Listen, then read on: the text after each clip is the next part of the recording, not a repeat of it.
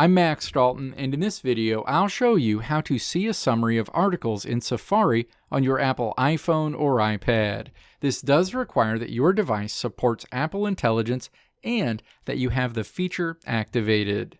Step 1. Open Safari on your iPhone or iPad, and then navigate to the web page with the article you want to view a summary for.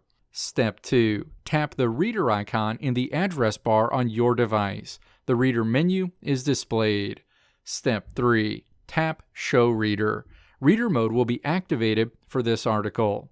You'll see a Summarize button displayed toward the top of the article. Step 4. Tap Summarize. You'll see a few lines below this button while a summary of the article is being generated.